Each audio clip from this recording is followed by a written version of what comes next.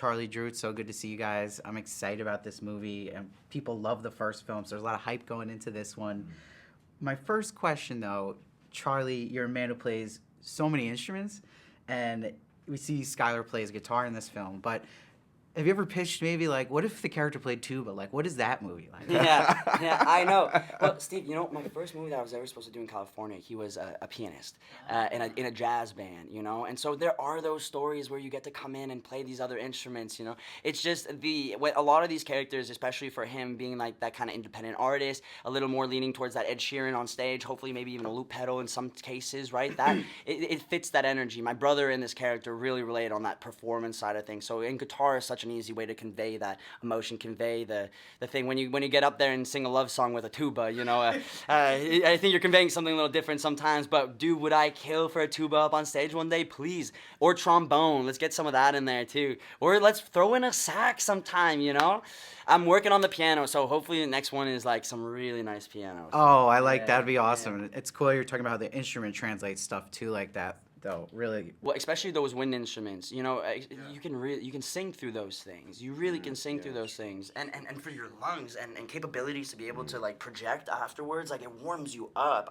You play? I play drums. You play drums? Yes. Oh man, I can't sing and play drums. Yeah, the two timings really make me stutter. Yeah, and I feel like that'd be weird in a story like this, like drumming and trying to portray. Yeah.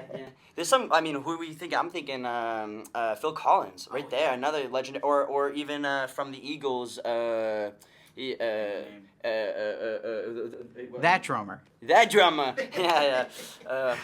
It's gonna come up halfway through the interview. I hope. But great points, and I wanted to bring up too for you, Drew. This is the second film you're into this, so you had the experience of being in the first film, but also seeing the reaction to it. So did you expect that first film to have the buzz that it did, and especially the popularity on TikTok? No, I couldn't have predicted that at all. I knew it'd do well. I think I knew it would find an audience and people would enjoy it. I had no idea that it would be received the way it was. And I don't think you ever do know when you're in the middle of it and you're making something. You know, you're like, I don't really like. You're just sort of throwing things at the wall, hoping it sticks. You're like, oh, does this work? Does it not? And as an actor, you don't see the finished product, you know, until months later. You're not in the editing bay. You're just there on the day trying to make magic. Make some people laugh.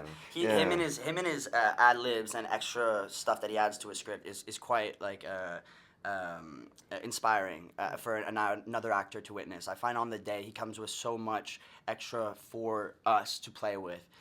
It's, you know what I mean? Like I really love that. I hope you never stop bringing that to what you do, because it's just it adds that realism to the end of the day. You know, when you get to add things and you get to play around with just. Well, like you dive into your own personality of the character, and then that's where that comes from. That's a really nice little bit of prep that you put in. No, it's a great compliment. And it was great working with Charlie on, just to add on to that, to yes and that. Yes and. Add a little bit of yes and. No, you were down, I fisted that though. croissant, I gave it to him, and I can't believe anyone would have done that. But, you know, speaking of music and stuff, Charlie is, you know, as an actor, he's very much like jazz, you know what I mean? He can go, I could throw something at him, he can take it, he can throw it down and all that kind of stuff. So we had a good time, right? Yeah, we just weren't allowed to say Yoda. We weren't allowed to. We wanted so badly to speak of Yoda. Yes. Why couldn't you say Yoda? Why couldn't we say Yoda? What do you think? I don't know. It'd be the trademark. Right, exactly. I tried doing it in the first one, actually. I did do a Yoda voice. Yeah. Because the whole thing for me was that Dallas and Nathan had watched Star Wars movies their whole lives, and that was the way he raised her without parents, you know, by like using Yoda as a surrogate parent.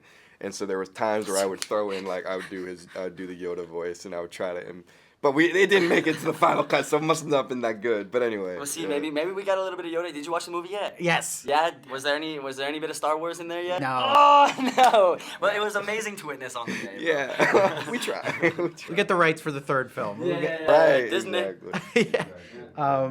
Charlie, so it's cool to see you do 2 songs you're playing guitar in and filming in this movie, but from playing live on stage with guitar, what can trip you up when you're doing it on a set? Like, is there something that's like a big difference there?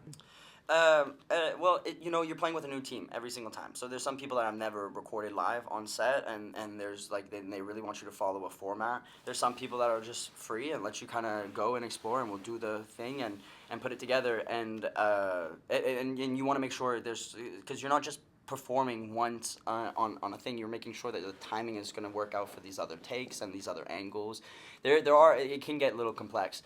However, it was really cool. The guy on stage with us for the live was also our music producer in the room, so he knew the song very well, and we were able to work on that. And it was an idea that we were bringing up since like some of the first meetings. Like, can we try it live? You know, like we can do some of this stuff live. Can we give it a shot?